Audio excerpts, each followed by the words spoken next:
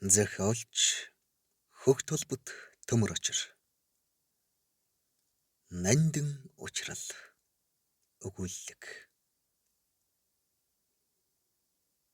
Ганц хүүдээ төрсөн өдрийн бэлэг авахаар нандин амралтын өглөө эртлэн босч их дэлгүүрийг зарив. Хүүхдийн тасагт ороход хүн сэлүүхэнч өрсөн тоглоом хувцс хунрыг сонжих үед нүд ирээлжилж толгой эргэмэж.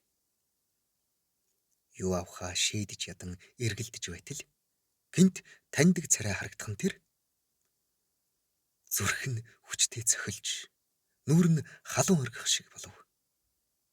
Тэр яг дүрээрээ мөн яг тулаад ирэхэд нь өөрийн ирэхгүй инээмсэглэн толгой тоглоо. Залуу гэлэн цочих мэт нүдэн томорч хөмсгөө өргснөө хүй нанднуудаа ямар сонин хүн бэ гэж уулга алдах нь тэр. Удалгүй тэр хоёр дэлгүүрийн нэг давхарт байх зоогийн газарт тугаллаа. Одоогоос бараг 10 жилийн өмнө нандин гих дэрэмгэр шар охинтой танилцсанаа учрал нэхэн дурсав. Уулын амд байх аглаг бууд тосгонд ирсэн хотын дэгжин охин чухмал тэр зуны цэцэг энэ зуны эрвэхий шиг л байж. Цэцгэн хээтэй дэрвгэр хормойтой ирээн дажин зар гангарсан шавлхан биетэй охинд залуус хөвгүүд нүд унган дэлгүүр хоршоогоор орж гарахт нь шохоорхсон сонжсон нүдээр дагуулж харна. Нэр шигээл нандин охин байв. Холбоочин чогчг ганаагийнд холын хамаатан охин нь зуныхаа амралтаар зочлон ирсэн нь тэр байж. Ажин түжин тосхны анхайн суух уйдж гийвэрсэн залуус ганаагийнхаар эргэлдэж хөл хөс салхаан болов. Учрал энэ бүхнийг алсаас ажиглан тойрч дөлж явах болжээ. Тэр нь охиныг огт шохоорхоогүй гэсэн үг биш ээ. Уулзаж учран 5 үг солиогүй мөртөө тэр гоо охиныг бусдаас битүүхэн харамлан дотроо шатаж явжээ. Бүдүүлэг түрэмгий гэмээр хөдөөх залуусын баланд шунсан зөгийн шиг харцанд эргдэн алиа марзан дэл сул өгөнд чихэн алт болсон ч алиг шалиг зангүй нандин харин хэндэж нүүр тал өгсөнгүй. Тосгоны атман зээх хочтой манжиг хотын охинтой үерхж байгаа тухайга таарлцсан болгонд ярьж сайрхах болов. Гахайнх шиг оньгор нүдтэй намхан тагдгар биетэй манжиг хар тэнхээ сайтай зодоо нүдэнд хувиа тавихгүй барилдаж ноцолдохдоо сүрхий нэг өс сансан хүнээ заавал дийлж байж салдаг зуумхай зантай тул нохой зээх хоч авчээ. Хүрэн улаан нүүр иржгэр шүдэн нохой зээгтэй тун төстэй харагдана. Хэр нь альч талаараа нохой зээх л гэсэн үг. Тосхныхан зүгээр л зээх манжиг гэцгэн. Тосхны залуус энэ үгэнд эргэлзэж байсан боловч манжиг тэгж ярьсан хойно тэр бүсгүйд хэн ойртож зүрхлэх билээ. Гэхдээ хотын охин атман залууд дуртай ч юм билүү гэж бодсон нь ч бий. Учрал худгаас ус авахаар очихдоо найзуудтайгаа сүйдэрлэн сууж байсан манжигтай таарлцсан юм. Их хөгжилтэй юм ярьж болтой манжиг агдагнан инээхэд нөгөөдөл нь дагаж пар хөхрөлдөцгөн. Нөгөө хотын охины тухай ярьж байгаа болов уу гэж бодхоос учрлын нуруугаар өт хорхой арвагнан гүүх шиг болжээ. Өөрт нь ямар ч хамааралгүй тэр охиныг битүүхэн харамлж явна гэдэг тэнэг хэрэг санагдавч яагаад чухам харамлаад байгаагийнхаа учрыг олсонгүй. Хэртэй гараар баримгүй цэцэг цэврүү шиг бүсгүйг нохой зээх шавхайтай гудлаараа туучж байгаа мэт санагдахад зүрх нь бацлав. Тосгоны ганга чуулын нэг болох цэвэрхэн сайхан царайтай, өндөр голиг нуруутай комиссар Баая хотын охинтой үргэж байна гэвэл харин ч нэг тоохгүй ах байв.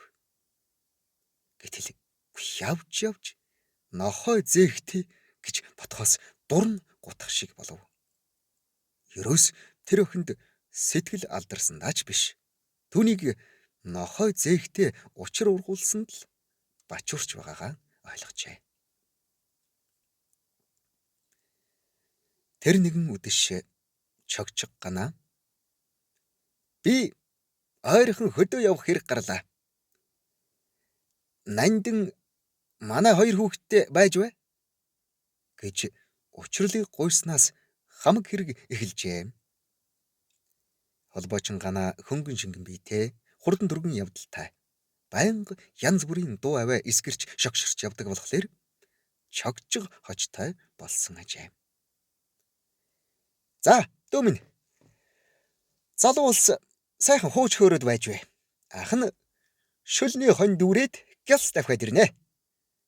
Гэж чогчг ганаа инээмсэглэн хэлээд бүдүүн улаан эхнэрээ сундлан хуучин муу улаан мотоцикло пижигнүүлсээр давхин одожээ. Ойр хавийн залуусаас учралд итгэл хүлээлгэсэнд тэр урамтай байлаа.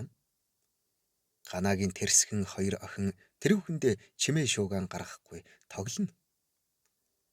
Учрал мөнөх дотроо харамлж явсан охинтойгоо нүүр дулан уулзсандаа баахан гэрвшиж эхэндээ яриа хөөрөө эвлэж өгөхгүй ааг зоог гэсээр зурагт ширтэн суужээ.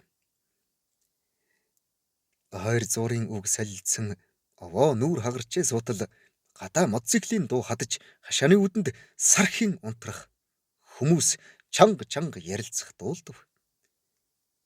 Нандин тэр хоёр гайхсан харц чимээгүйхэн солилцоод үүд онгойхыг хүлээн тагчиг болов. Удалгүй зээх манжиг хоёр дагуултайгаа орж ирвэ.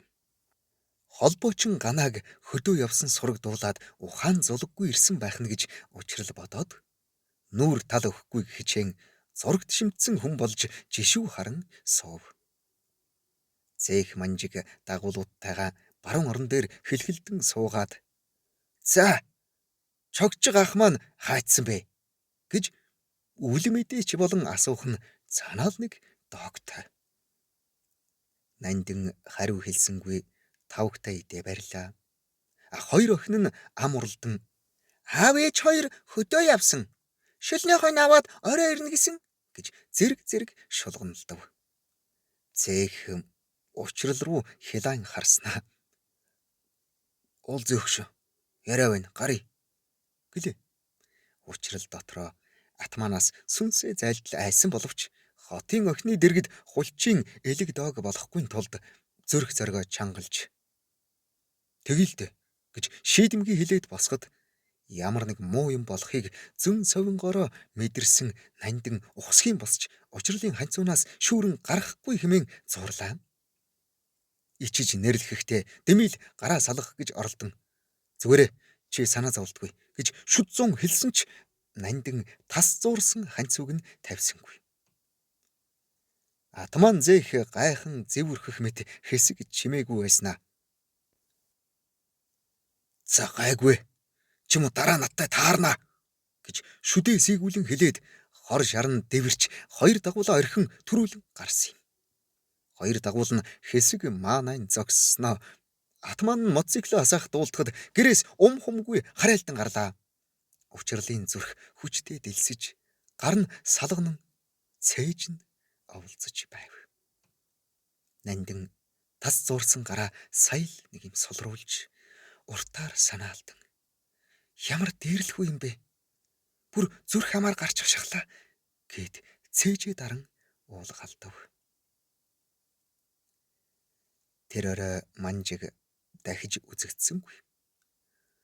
Учрал нохой зээхийн зуултад орсондоо сэтгэлийн төгшөөрт автсан ч хотын охины өмнө нэр нүрээ авч гарсандаа бас түүний дурблам төрөхөд татагдан төдхнөө тайвширч орхив. Чогчг ганааг хүлээн энгс тэгсгийж байтал шөндөл болж аав ээжээ хүлээж зөксөн хоёр охин давсанд яваад өглөө. Учрал нандин хоёр элдвийг хамж химэн ярьж суухдаа зугаатай байлаа. Тосгоны үе тэнгийн залуус бараг л толгой дараалан нандныг үерхий гэж гуйсан юм байх.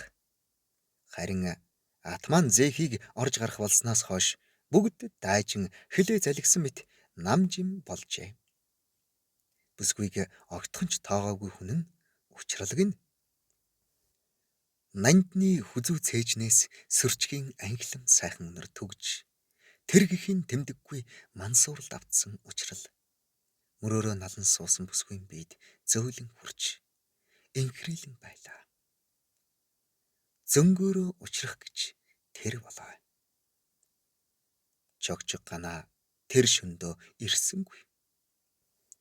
Тэр өдрөөс хойхон удалгүй худгийн дэргэд зээх манжигтай таарч навсан нүдүүлсэн боловч урам харилгүй шүд зүүн тэсжээ.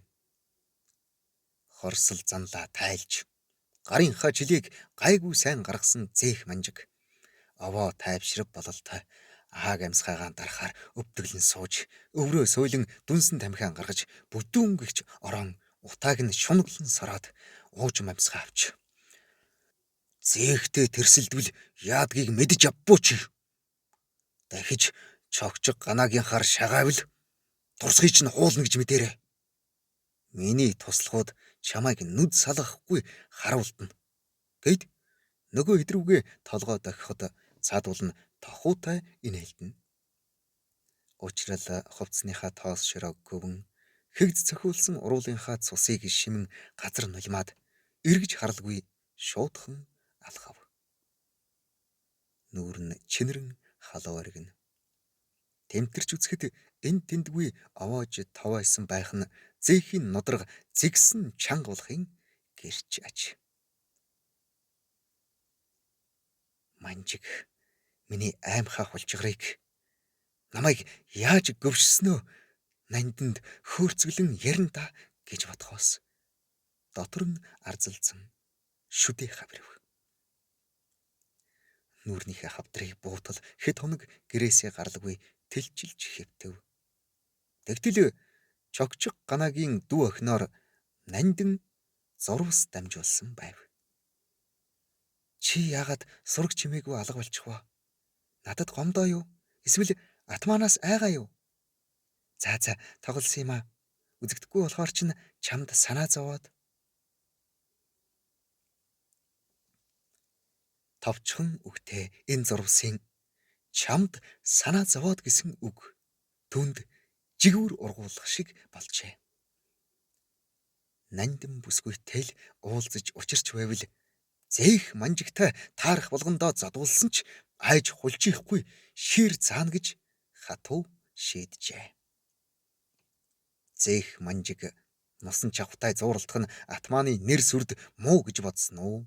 Учралтай энд тэнд харгасан ч хараагүй юм шиг ажиггүй өнгөрөх боллоо. Зуны цөөхөн хэд хоног учрал нандин хоёр хайрын бал бурамд шандуурч үүлэн цэнгэлд өмбөв. Зуны богинохон шөн шиг амаргалсан хоёр хагцж салах цаг иржээ. Ирэх 7 хоногт шуудангийн тэргээр нандин хот явах болов. Ингээд л сална гэж бодхоос учралд дэндүү хайран байв. Сэтгэл санаа нь өмөрч байсан учрал нэг арга сэтлээ. Нандинтай хамт хот явъя гэж шийджээ. Далимд нь хувцс хунар ойр зургийн юм банжиж авах санаа төрөв. Энэ тухайгаан нандинд хэлбэл цаадах нь бөөм баяр. Хотод очиад хоёулаа гадуур жаал зугаалъя. Хоолнд хамт орж кино үзье. Ямар гоё вэ гэхэд учрал төс тас шийдэж нандиныг явхаас өмнө ууланд гарч жимс самар түүн гарын бэлтээ болохоор тэр өдөртөө ачааны машинд суун жимс самар хөглөрч байдаг ханхар ууланд хүрчээ. Өдий цагт тосгоныхан бараг л тэр чигээрээ жимс самар мөөг элдв ургамал түн тэр уулаар бэлчиж байдаг билээ. Учралч бусдаас дутлагүй эрвийхээрээ хөдлөн овоохон жимс самар түүж газар дээр нөхчхөд багсаасан мөнгө атхан замын унаанд дайгджээ. Уг нь үдээс өмнө давхиад очих ёстой байсан боловч замдаа тэрэг нь шаварцсан саатсаар үд дунд тосгонд орж ирэв. Учрал машинаас буун гүйсээр холбооны гадаа ирвэл шуудангийн машин улаан тоос татуулан давхин одох нь харагдлаа. Хотын унаанд нэгнээ суулгаж өгсөн хүмүүс тал тийшээ таран оджээ. Холбооны хайс налан тамхи байгуулан сууга цээх манжиг эрвүгээ маажин. За, учрал яар сандраад юу болов? Хот явах гэж үлсэн юм уу? Гэж дооглонгүй асуух нь цаанаал нэг өгөөтэй. Учрал юу гэж хэлэхээ мэдэхгүй дотор нь бачуурч хоолой нь аргаад ирэв. Манжиг татаж дууссан тамхиныхаа язаарыг тэртээ хол няслан хайснаа түүнд ойртон ирж. Би сая нандинг унаанд суулгаж өглөө. Чогчгаах өчигдөр ажил гараад эхнэртэйгээ хөдөө явчихсан. Намайг өдөр шуудан суулгаад өгөөрэй гэж гуйсан юм л да. Би урд шөнө хотын охинтой сайхан жаргаж хонлоо. Хотын охид бэлэн гэж үний юм аа. Хаазгаа хөдлөсөн халуухан дам шиг байдаг шүү. Гэд агдган инэв. Учрлын уур цухал дэвэрч зээхийн улаан нүрлүү дэлсмээр санагдсан ч бие барьлаа. Зээх худлаа залж байгаагаас зайлахгүй гэж бодоод чогчиг ганаагинд очвол хоёр охин нь байв. Аав ээж хоёр өчигдөр хөдөө явсан. Өнөөрөө л ирэх байх гэж зэрэг жиргэн шулгондолно. Учрлын чих шууган толгой нь дүүрэх шиг болов. Манжгын хотын охид бэлэн гэж үний юм аа гэсэн хорон үгс хоолойг нь хорсгоно. Дараа жилийн зуны амралтаар нандин дахиж ирэх болов уу гэсэн горилго түүний цээжний мохорт үлджээ. Тэр явдлаас хойш 10 жилийн дараа нандинтай санамсаргүй таарсан нь энэ. Кофений тааламжтай сайхан үнэр, нандины жасмин цэцгийн сөрчгийн үнэртэй холилдон Европсын сайхан тайвшрал төрүүлж байв. Нандин кофего утгах зур. Тэр өдөр манжиг намайг шууданд суулгаж өгсөн юм.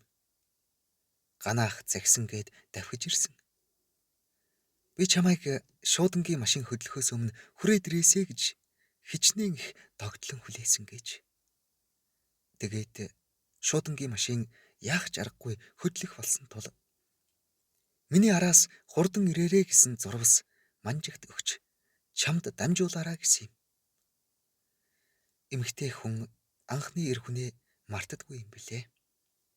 Гэхдээ амьдрал хувь цаяа өөрийнхөө замаар л явдаг юм байна гэд цайлганаар инээн. Нандин уртаар шүүр салдаад залуу насанд хайртай хүсэлтэй хүнтэйгээ бушуухан уулзаж учрахыг мөрөөдөх, санах, хүлээх гэдэг цагийн зүй цохих тоолон сэтгэл хөндүүрэлдэг тийм бэрх шанал болохыг тэр үед би өөрийн биеэр амсаж туулсан. Чамайг миний араас бараг л 7 хоногийн дараа ирэх юм шиг бодсон гинэн сэтгэлийг минь яана гэж. Хайта залуу насны минь хайр дурлал үнэхээр омголон дэврүүн би гэдэг хүн мөнч гинэн байж дээ гэд нүд нь эргэлдэн инээмсэглэв.